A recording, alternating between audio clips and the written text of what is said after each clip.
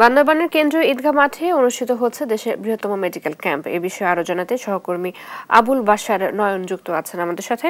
নয়ন, এখানে কি কি চিকিৎসা সেবা পাওয়া যাচ্ছে?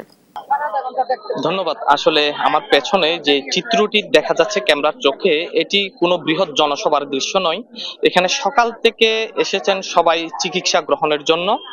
মূলত এখানে বান্দরবানের এটি দেশের বৃহৎ এবং অন্যতম একটি চিকিৎসা ক্যাম্প হিসেবে বলা হচ্ছে। আজকে দিনব্যাপী বান্দরবানের ঈদগাহ ময়দানে এই চিকিৎসা ক্যাম্প অনুষ্ঠিত হচ্ছে, যেখানে অন্তত 43 জন দেশের শীর্ষস্থানীয় চিকিৎসক এখানে চিকিৎসা দিচ্ছেন বিভিন্ন রোগের।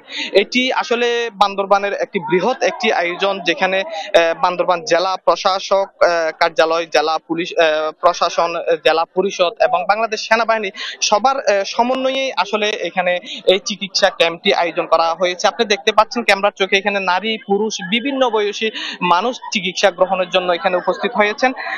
আমি একটু দেখাতে চাই, এক পাশে আমরা দেখতে পাচ্ছি ডেন্টাল যারা চিকিৎসা নিতে এসেছেন তাদেরকে চিকিৎসা দিচ্ছেন চিকিৎসকরা। আমি এখানে একজনের সাথে একটু কথা বলতে চাই। এখানে কি কি রোগের চিকিৎসা দেওয়া হচ্ছে? এখানে মোটামুটি চর্ম, যৌন, স্কিন এবং হৃদরোগ সহ এখানে দেখা গেছে যে গাইনি রোগেরও আমরা চিকিৎসা দিতেছি। শিশু বিশেষজ্ঞ আছে, মেডিসিন বিশেষজ্ঞ আছে। আপনারা এখানে সব ধরনের সুযোগ পাবেন চিকিৎসার। কি পরিমাণ মানুষ এখানে?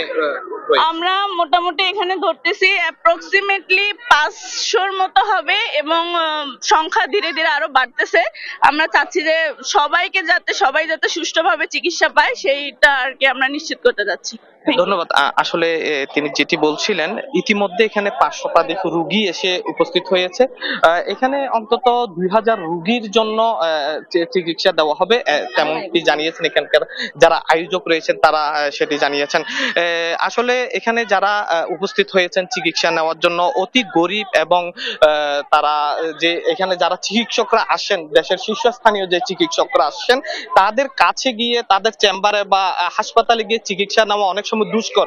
কিন্তু এখানে যে ফ্রি মেডিকেল ক্যাম্পের আয়োজন করা হয়েছে, এখানে সেই সব বড় চিকিৎসকদের মাধ্যমে তারা চিকিৎসা নিতে পারবেন বলে তারা প্রত্যাশা করেছেন।